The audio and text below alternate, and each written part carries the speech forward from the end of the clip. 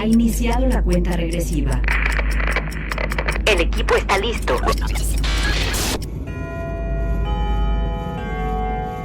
Cronómetro 2020.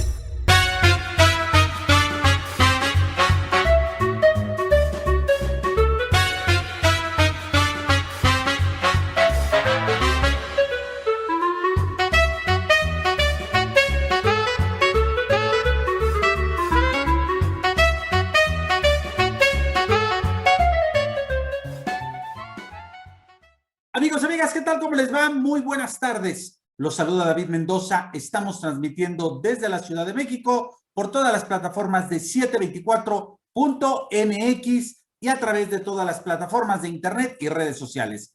Facebook, YouTube y Twitter, @724.mx. Nos da mucho gusto saludar a todos nuestros amigos que nos siguen a través de UCL, Unión Continental Latinoamérica, y aprovechamos para saludar a Uruguay, Argentina, Paraguay, Panamá, Colombia, República Dominicana, Chile, Perú y Estados Unidos. El día de hoy me acompaña María Limón. ¿Qué tal, María? ¿Cómo estás? Buenas tardes.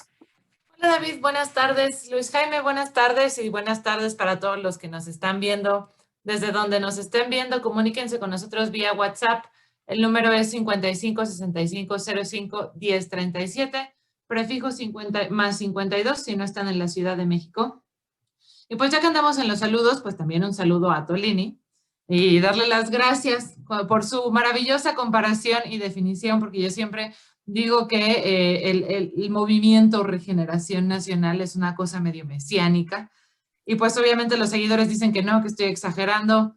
Ahí está, lo dice el defensor número 1 del movimiento, ¿no? Entonces, pues un saludo, muchas gracias por seguir apoyando nuestros posicionamientos conservadores.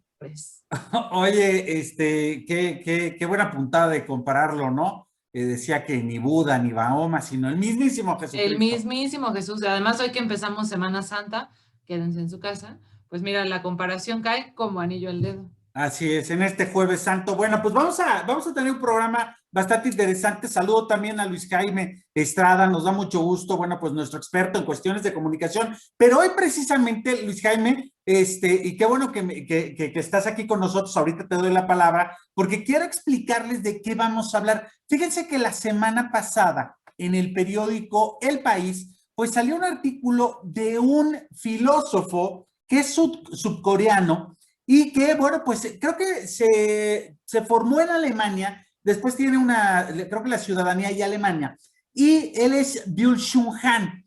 Este filósofo, bueno, pues es bastante interesante lo que él ha estado mencionando, sobre todo porque está haciendo una crítica muy fuerte a este mundo capitalista, a este mundo de los méritos, a este mundo en el cual, bueno, pues la experiencia que nos da la duración de cada una de las acciones que realizamos, pero sobre todo las acciones de la sociedad en la web, en el internet, pues él plantea que finalmente vivimos en una sociedad del cansancio, ¿sí? Y él señala, a partir de esta llegada del coronavirus y que obviamente esta pandemia detuvo todas las actividades humanas en todo el planeta, que obviamente este coronavirus no solamente no detuvo, sino que en realidad exacerbó cada vez más pues las condiciones del sistema capitalista en el cual nos movemos. Dice, el coronavirus no solamente aceleró los males de nuestros tiempos, las videoconferencias no nos están aportando felicidad, nos están desapareciendo los rituales y los espacios comunes que teníamos, y sobre todo, pues obviamente hay empresas y hay gobiernos que se están aprovechando de esta crisis, pues obviamente para modificar nuestro entorno de vida. Luis Jaime, pues sin duda hay un tema que finalmente a veces lo queremos ver y a veces no lo queremos ver. A veces consideramos que es parte de la modernidad, pero finalmente el coronavirus y esta pandemia lo que nos ha traído es que nos ha colocado en espacios que antes eran íntimos, eran nuestro refugio, nuestra cueva, ¿no? Por así decirlo. Era nuestro lugar de descanso, nuestro lugar donde convivíamos simplemente con nuestras familias, y hoy a través de las videoconferencias tenemos que abrirnos cada vez más se ha convertido nuestra sala, nuestro despacho, nuestra recámara, inclusive hay algunos que hasta su baño se han convertido en su lugar de trabajo. Y este trabajo que cada vez más está profundizando sobre todo los horarios, ¿eh? A veces empezamos desde las 7 de la mañana y son las 11, 12 de la noche y no terminamos porque parece ser que este nuevo sistema está obviamente revolucionando. Luis Jaime Estrada, gusto tenerte aquí en este jueves de Cronómetro 2020. Bienvenido. Muchas gracias, David. Muchas gracias, María, también por la invitación. La verdad que, como siempre, muy contento de estar platicando con ustedes. Y sí, bueno, a ver, la verdad es que Byung-Chul Han es un filósofo que ha sido muy controvertido por muchas declaraciones, particularmente en contexto de pandemia, pero que él ya tenía una perspectiva filosófica que tenía justamente en la agenda estos temas de la posmodernidad y los efectos que está teniendo precisamente sobre nuestros cuerpos, sobre nuestra psique, ¿no? Una de las tareas fundamentales de la filosofía precisamente es desnormalizar lo que ya deviene normalizado, lo que ya deviene cotidiano, precisamente porque es ahí en donde está el mayor peligro, justo en los procesos de precarización y los procesos de explotación de los que tanto habla Byung-Chul Han. Lo interesante de Byung-Chul Han es que trata un poquito de descolocar la idea generalizada, normalizada, marxista, ¿no? De que la precarización y la explotación solamente tiene que ver con la explotación de la fuerza de trabajo, ¿no? Y Byung-Chul Han lo que está dando cuenta es que la explotación hoy por hoy ya no solamente es de la fuerza de trabajo, que sí lo es, pero también tiene que ver con la explotación de la creatividad, la explotación de la mente, la explotación de la cognición. Eso que Franco Berardi ha llamado de manera contemporánea el nuevo cognitariado, justamente en referencia al proletariado, es decir, aquellos que somos explotados por lo que pensamos, aquellos que somos explotados por nuestra creatividad y por lo que hacemos, ¿no? De tal manera que, en ese sentido, Han está dando cuenta de una realidad que ya lleva tiempo aquí, pero cuyos efectos han sido tan normalizados que de pronto no podemos darnos cuenta de lo que está sucediendo con nosotros. Cosas que tienen que ver como las enfermedades, por ejemplo, las famosas enfermedades neuronales del siglo XXI, ¿no? Depresión, estrés, cansancio, incluso llegado hasta extremos como el suicidio. Y que Han lo que está diciendo es, bueno, esto no tiene que ver con un asunto de una patología mental individual, sino que tiene que ver con toda una construcción económica, política, propia del sistema capital, que está haciendo de nosotros lo que él llama, junto con su gran maestro Peter Sloterdijk, el empresario de sí mismo. Hemos devenido empresarios de nosotros mismos. Oye, y esto marca una tendencia. A ver, María, nos tocó obviamente este tránsito entre el siglo XX y el siglo XXI. Y como bien dice Luis Jaime, hay una serie de teorías, una serie de situaciones en el expertise del día a día, donde precisamente, y esto, bueno, pues es una vieja discusión, vamos a platicarlo en este sentido de la modernidad, de las mismas revoluciones industriales, ¿no? Donde nos decían, oigan, es que miren, cuando tengan ustedes este tipo de equipos o este tipo de tecnología, pues entonces lo que va a suceder es que se les va a facilitar cada vez más las labores cotidianas. Y entonces lo que tenemos es que es en realidad al revés, nos convertimos un poco en esclavos de esas mismas tecnologías, María. Híjole, yo sé que yo me tengo que portar bien cuando hay invitados. No, pórtate como quieras. Pero no lo puedo evitar. Ahora que mencionaban la posmodernidad, creo que uno de los grandes males de la posmodernidad fue la proliferación de esta ola de filósofos líquidos, por llamarlos de alguna manera, de la manera más mala onda, yo les diría como filósofos / coaches de vida, ¿no? Filósofos como Han que no están descubriendo el hilo negro y que más bien han normalizado la añoranza de cosas que ya no están sucediendo. Bien hablaban ustedes que ahora Han, sobre todo durante la pandemia, que es cuando ha agarrado mucho más vuelo el trabajo que él hace, habla mucho, por ejemplo, como de los rituales, ¿no? Y cómo el hecho del encierro y el no poder tener contacto y el distanciamiento rompe con rituales que teníamos. Sí, señor Han, pero la sociedad ha roto rituales constantemente y los ha cambiado y los cambiará constantemente. Se tienen que crear nuevos rituales. Por lo regular, un ritual cambia a partir de una crisis. Entonces, es un proceso que más bien va a seguir sucediendo. que hay muchas cosas como decir que, por ejemplo, él lo menciona, ¿no? La depresión no es un estado nada más que tiene que ver con procesos neuronales o cerebrales, sino es un síntoma de la sociedad. Bueno, no hay nada nuevo bajo el sol en este postulado. O sea, no le quiero quitar el mérito a alguien, no le quiero quitar el mérito así nada más, porque escribe muy bonito, o por lo menos las traducciones, porque claro, no sé si escribe en alemán o escribe en coreano, pero las traducciones están bien hechas y escribe muy lindo.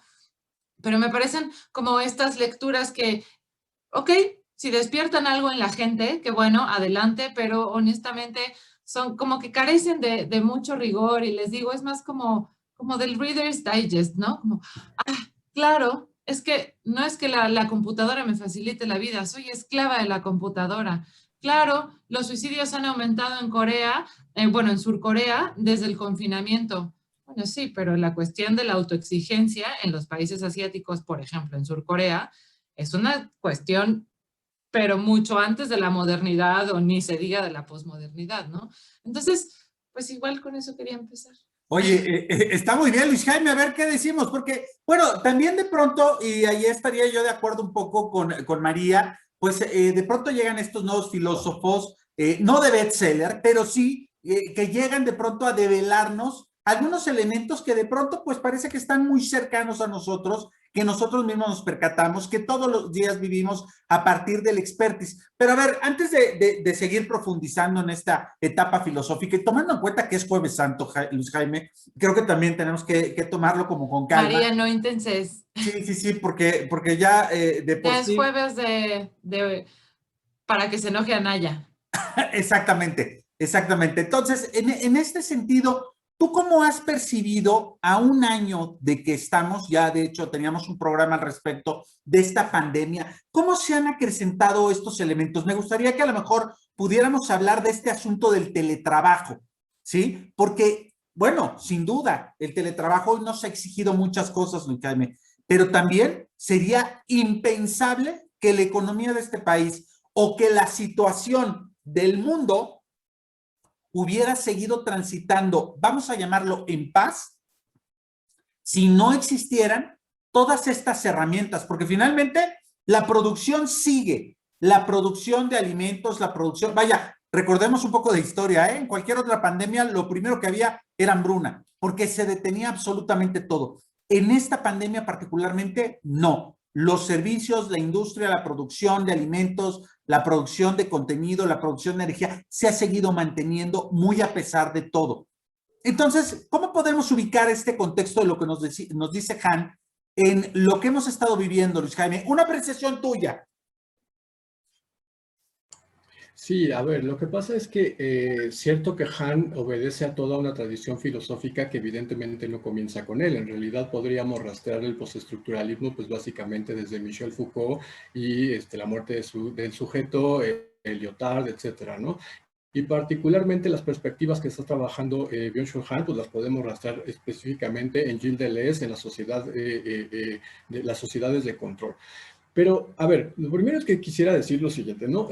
Yo entiendo muchas veces también que de pronto se diluyeron demasiados conceptos, particularmente con Lyotard, en términos de los metarrelatos, el sujeto, ¿no? Etcétera. Pero también me parece que hemos caído en un prejuicio sobre los autores postmodernos al grado de que se les critica sin leerlos. Por ejemplo, Byung-Chul Han, en su texto La desaparición de los rituales, en el prefacio, en la primera línea, dice: en este ensayo los rituales no definen un lugar añorado, más bien constituyen un fondo de contraste que servirá para trazar más nítidamente los contornos de nuestra sociedad. O sea, él no tiene ninguna añoranza por los rituales del pasado. Él no está diciendo, bueno, del dicho al hecho es distinto. Yo puedo decir muchas cosas, pero que realmente bueno, pero estoy diciendo... Uno puede revisar el texto y uno se da cuenta que está haciendo justamente un análisis de la sociedad contemporánea y no tiene ninguna intención de regresar a una premodernidad o un tipo de ritual que ya se nos fue, porque en realidad ese no es el trabajo de la filosofía. Lo que él está haciendo es, se ha ido, se ha transformado. ¿Qué efectos está teniendo esto? Uno de esos efectos justamente es el teletrabajo. Y que finalmente tiene que ver con esta idea de Han que yo les decía hace rato, del empresario de sí mismo. ¿Quién es el empresario de sí mismo? Es justamente el sujeto de la posmodernidad o de la tardomodernidad, si nos queremos ver muy habermasianos, pero es precisamente aquel que hace de sí mismo y de su propia vida un proyecto.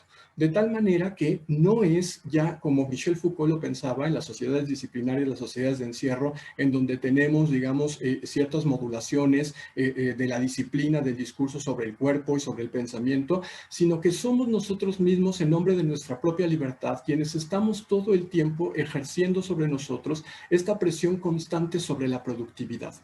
Dice Peter Sloterdijk, que yo decía, es el maestro de Byung-Chul Han, la premodernidad y la modernidad inventaron al siervo. La posmodernidad, ¿no? Lo que ha inventado es al perdedor. Es decir, ahora ya no hay siervos, ya no hay esclavos, pero el mayor temor al que tenemos es a ser un perdedor, a ser un fracasado. He fracasado, ¿por qué? Dice Han, porque como nosotros somos los empresarios de nosotros mismos, somos nosotros entonces los que debemos asumir la responsabilidad cuando nosotros fracasamos y no nos damos cuenta que obedece a una estructura política social mucho más compleja que una relación meramente individual.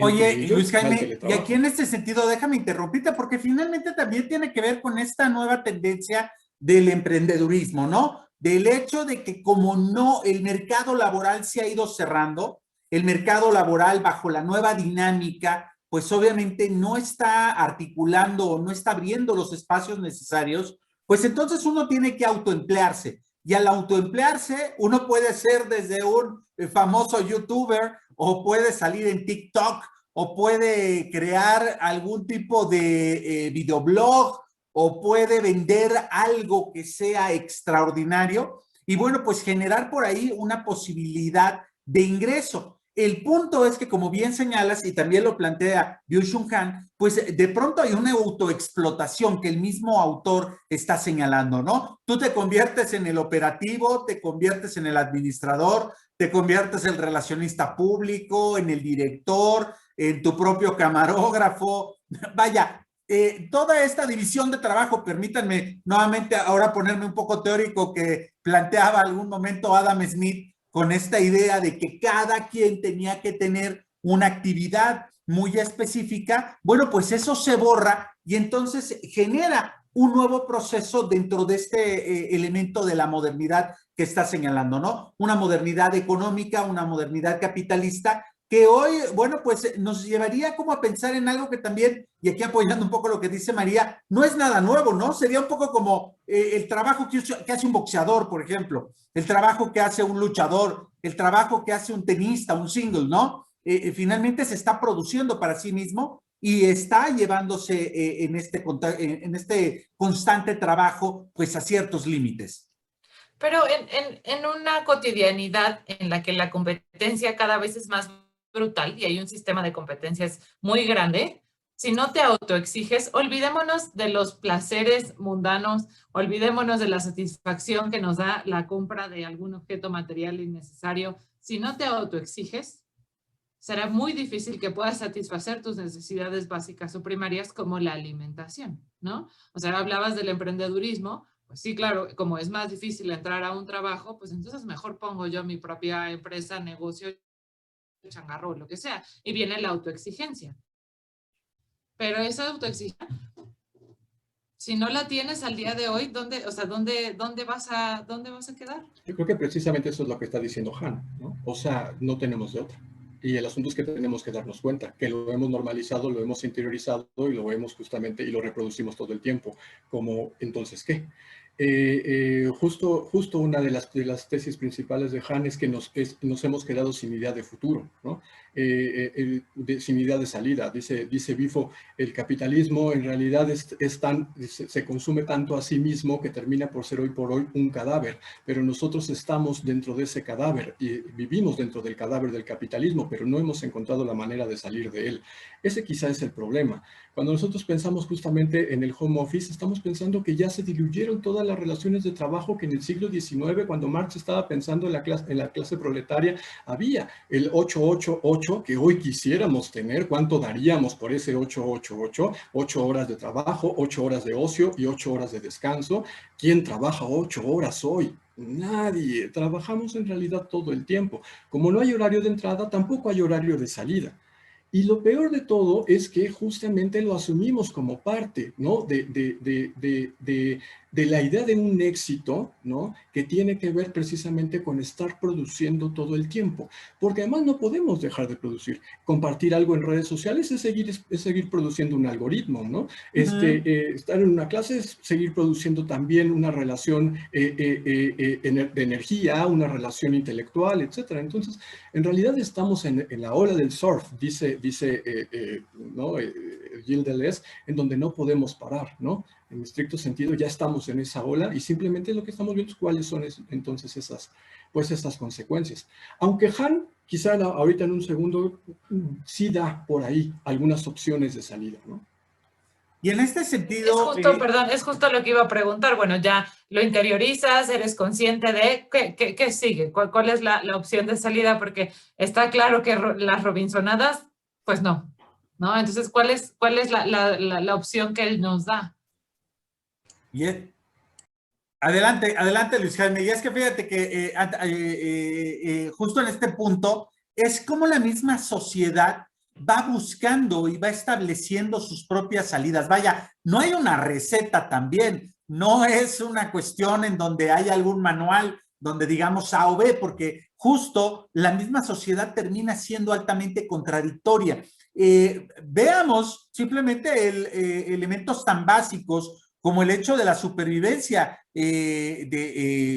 cotidiana, ¿no? El mismo hecho de que un mandatario como el nuestro, y lo vemos en Brasil, lo vimos en otras partes del mundo, no quiera colocarse un cubrebocas y no quiera convertirse precisamente como un ejemplo a seguir cuando toman acciones paternalistas, bueno, pues eso hace una repercusión en la misma sociedad y la misma sociedad tiene este elemento donde dice, bueno, pues el subsecretario de Salud se lanzó de vacaciones o anda paseando aunque esté enfermo, pues a mí qué me puede pasar, ¿no? Él que es tan importante, el que está trabajando tan cotidianamente, pues bueno, también tiene sus momentos de descanso. Nosotros también lo podemos hacer. Y bueno, pues hay uno de los ejemplos más claros es de que esta semana, por ejemplo, el aeropuerto de la Ciudad de México estuvo a reventar. Y qué decir de las estaciones de camiones y qué decir. Obviamente, esto bajado a la cotidianidad, Luis Jaime, y es ahí a donde yo quisiera que pudiéramos ir. ¿Qué tanto lo podemos intuir en nuestra sociedad? ¿Qué tanto lo podemos intuir, por ejemplo, en países latinoamericanos que también han bajado la guardia en muchos sentidos? En países o estados de Estados Unidos, donde también bajaron la guardia. Y, por ejemplo, tenemos lugares como el estado de Texas, donde dijeron, bueno, pues es que ya se acabó. Basta de esta modernidad. Ya no queremos ver a nadie a través de videollamadas. Ya no quiero ver a nadie a través de Zoom. Ya no quiero ver a nadie a través de las plataformas de Internet. Quiero acercarme, tomarme una cerveza de frente a frente como lo hacía anteriormente y esto también va a generar pues nuevas condiciones. Luis Jaime Estrada. Sí, lo que pasa es que en el fondo hay un proceso de deserotización del otro, hay un proceso de deserotización del cuerpo y del encuentro, que es algo que nunca nos va a posibilitar la relación que se establece justamente por medio de una plataforma digital. En ese sentido, justo eso me parece que el gran sueño que se tenía antes de la pandemia de, ay, ojalá pudiera trabajar desde mi casa, qué maravilloso sería el home office, ¿no? Y que todo el mundo soñaba con cuidado con lo que pedimos. Claro, cuidado con lo que pides porque se te puede volver realidad y ahora resulta que estás trabajando más, ¿no? Incluso en el mejor de los casos por el mismo pago o incluso por menos pago, ¿no? Y lo que se está generando son procesos de precarización muy lentas, quizá, muy paulatinas, pero que llegaron ya para quedarse, ¿no? Entonces, en ese sentido, hoy por hoy, justo lo que queremos es recuperar el encuentro, recuperar el espacio público, recuperar al otro, recuperar la mirada, recuperar un tiempo distinto, ¿no? Han tiene un pequeñito ensayito, estoy en 20 páginas, que se llama Por favor, cierra los ojos. Y en Por favor, cierra los ojos, básicamente, él hace una analogía del sueño bastante interesante, en un pensamiento sobre el sueño, y él dice, nuestros abuelos se iban a dormir a la buena hora. Nuestros abuelos tenían la hora de dormir y se iban a dormir. En cambio nosotros, y ellos cerraban los ojos para dormir. En cambio, a nosotros se nos cierran los ojos de cansancio. Y solo hasta que se nos cierran los ojos de cansancio, hasta que estamos agotadísimos, quemadísimos, entonces nos vamos a dormir, dice Han, como se duerme una pierna, ¿no? Básicamente que porque ya no nos queda de otra, porque estamos totalmente bloqueados. No hay una buena hora para dormir. No cerramos los ojos para dormir. Oye, nosotros nos llevamos el celular a dormir, Luis Jaime, y luego lo ponemos a un ladito para que suene el despertador, ¿no? O para que te llegue un correo electrónico del trabajo y no puedas esperar porque te dé la ansiedad y lo tengas que responder en ese momento, así sean las 12 de la noche. Y lo hemos normalizado, ¿no? Y seguimos produciendo incluso a esa hora. Entonces, bueno, es altamente complejo, ¿no? María Limón, fíjate que el otro día estábamos platicando justo si esto no es ya un cambio de generaciones, ¿no? Si esto no nos está marcando a nosotros, que ya vamos de salida, los que tenemos de 30 para arriba, y esto es parte de la nueva normalidad y las nuevas tendencias que vienen con todos estos chicos que vienen desde la adolescencia y que están ahorita entre los 20, arañando ahí los 30, y que bueno, pues va a ser la nueva función. Vaya, estamos ante un cambio de paradigma en el cual pues simplemente es parte de que se vayan acostumbrando. Yo siempre me pongo a pensar mucho qué estaba pasando hace 100 años. Y sobre todo, cómo este tipo de modelos de los cuales estamos hoy hablando, hoy Byung-Chul Han hablando sobre esta sociedad del cansancio y sobre todo los efectos que tiene esta pandemia en la organización social.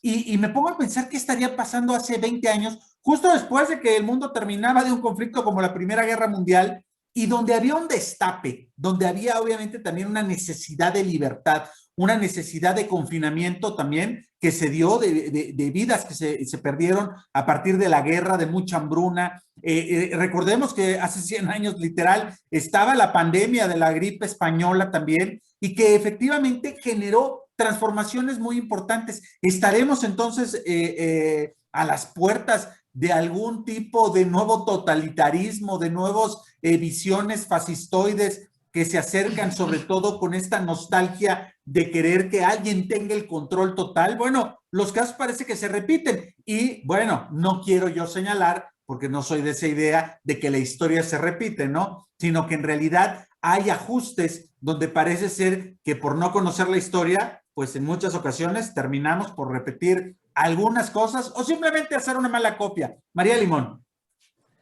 Creo que lo primero es que sí estamos ante un paradigma histórico. O sea, de que hay cambios y habrá cambios que nos marquen y que marquen unas nuevas reglas del juego. Eso no creo que haya quien lo pueda poner en tela de... quien lo dude el día de hoy.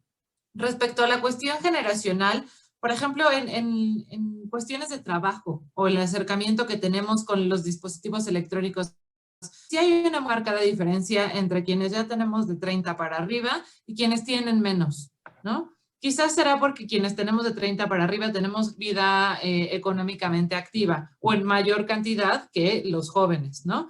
Entonces somos nosotros los que estamos mucho más pegados al celular, mucho más pendientes de la computadora y del correo electrónico y del WhatsApp y de Slack y de Skype y de las 20,000 plataformas de comunicación que se usan en el trabajo, a diferencia de los jóvenes que sí están en el trabajo, que sí están en los dispositivos electrónicos, pero están consumiendo y generando otro tipo de contenidos, algo como mucho más enfocado, y lo decía Han, ¿no? Como enfocado al yo. El contenido que produzco es sobre mí y es para mí y es de mí. Bueno, no es para mí, pero es para los demás, pero es de mí.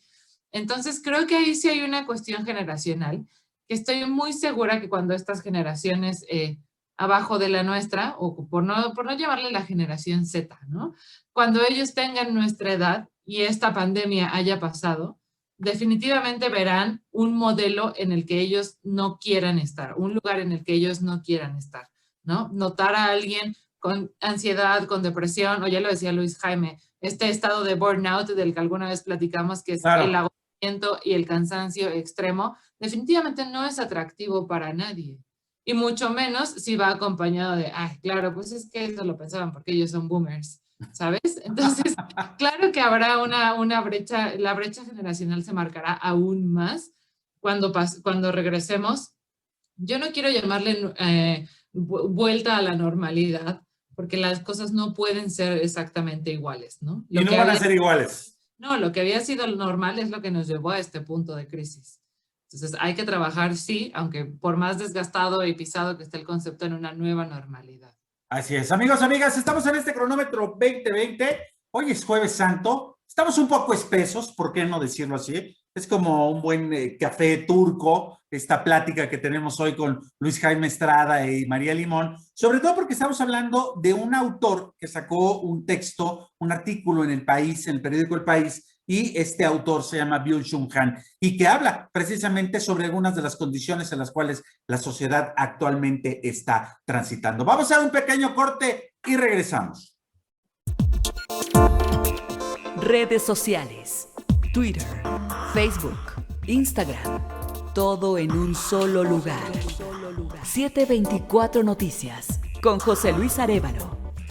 Noticias con sentido humano.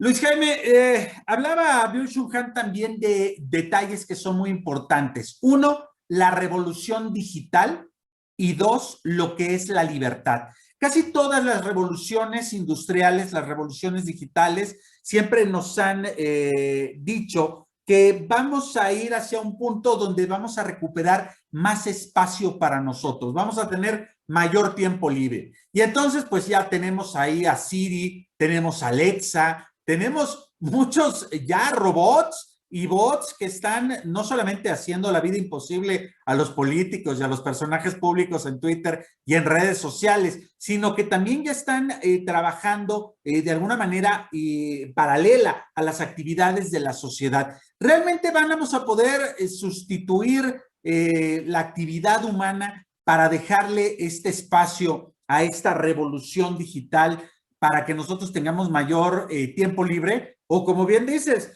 pues como no hay hora de entrada, no va a haber hora de salida y vamos a estar ahí esperando en la madrugada que nos llegue algún correo electrónico para poder ajustarnos y ver qué es lo que se nos ocurre al jefe, pedirnos a altas horas de la tarde o de la noche o de la madrugada.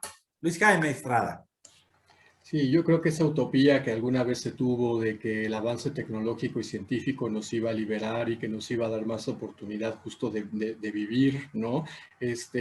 Claramente a lo largo del siglo XX hemos visto que sus efectos no son tales, ¿no? Y no tenemos que esperar a Byung-Chul Han, sino ya la Escuela de Frankfurt, ¿no? Adorno, Horkheimer ya lo estaban viendo, Walter Benjamin, etcétera, etcétera.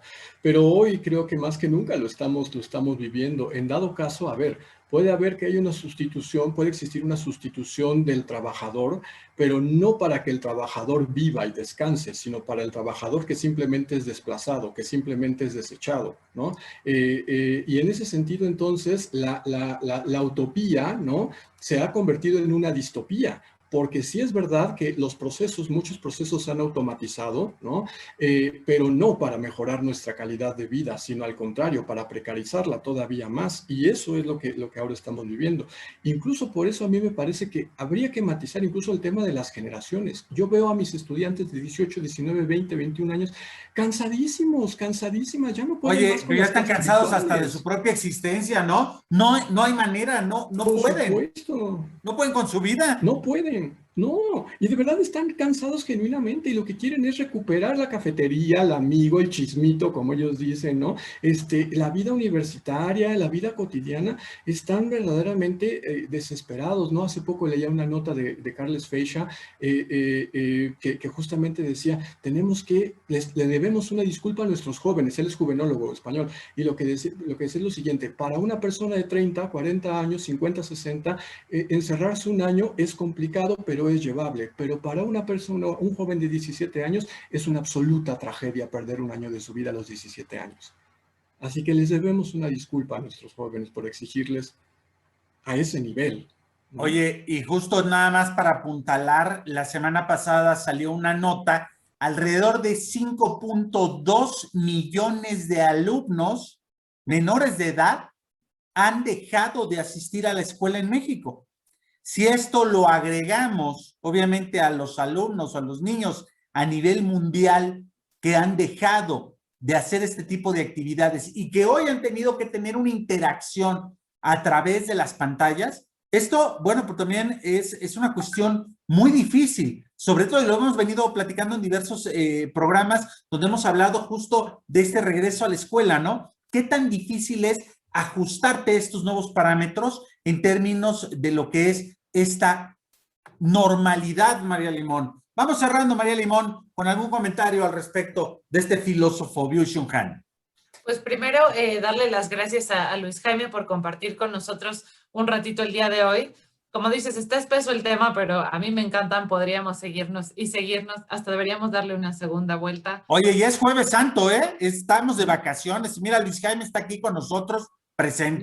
Lo bueno es que no nos hemos cansado. Y bueno, en general, para cerrar, creo que más allá del filósofo y más allá de la postura y de que estemos de acuerdo o no, o seamos de la corriente o no, sin duda es innegable que hay un malestar general, que hay algo que nos está quejando y que no es únicamente una cuestión biológica, que no es únicamente una cuestión psicológica, sino ya una cuestión emocional, que nos afecta a todos de distintas maneras. Y ya lo decíamos en programas pasados, era Edgar el que lo decía, esta pandemia nos ha expuesto a todos, ha dejado ver lo mejor y lo peor de todos, y momentos así, este es un momento en el que lo podemos ver muy claro.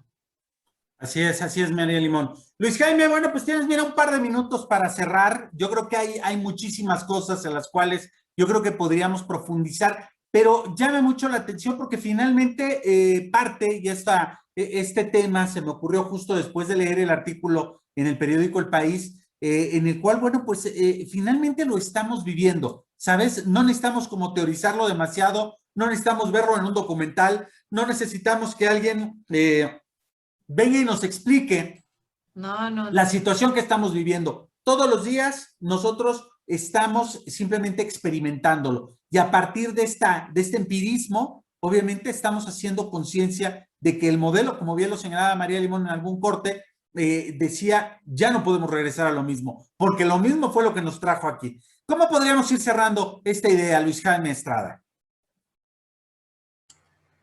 Sí, a ver, a mí me parece justo que finalmente, como toda crisis, es un proceso, es un momento de transformación.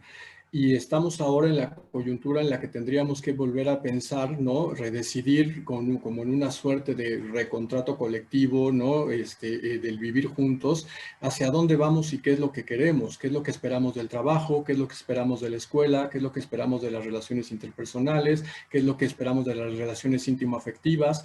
Me parece que hoy por hoy está justamente en discusión, en buena medida, la vida, ¿no? La humanidad en general, el cuerpo. Y finalmente creo que ahí es donde tendríamos que poner el foco, ¿no? De pronto, Han a veces sí, yo también comparto esa idea, puede ser a veces el filósofo de lo obvio, ¿no?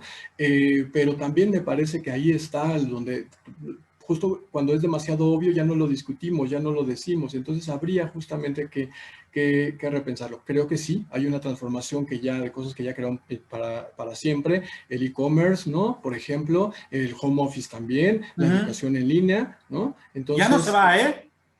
Ya no se va. Yo ahora en la universidad en la que doy clases, en la universidad privada en la que doy clases, estoy ya en el nuevo modelo que entra en primer semestre y de las 3 horas, una ya permanentemente, estemos en semáforo verde, ya es online, para siempre, o sea, ya. 2 presenciales y 1 online. Entonces ya la educación era online, ya llegó, ahí está, ¿no? De por sí ya tenía mucho tiempo, pero me parece que llegó para quedarse también en esas transformaciones, ¿no?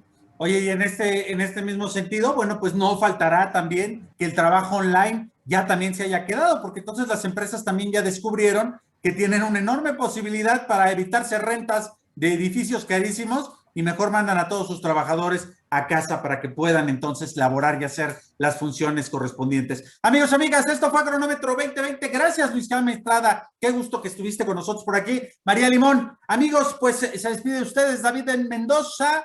Nos vemos el día de mañana que va a haber programa. Hasta luego, que tengan un excelente día. Cronómetro 2020.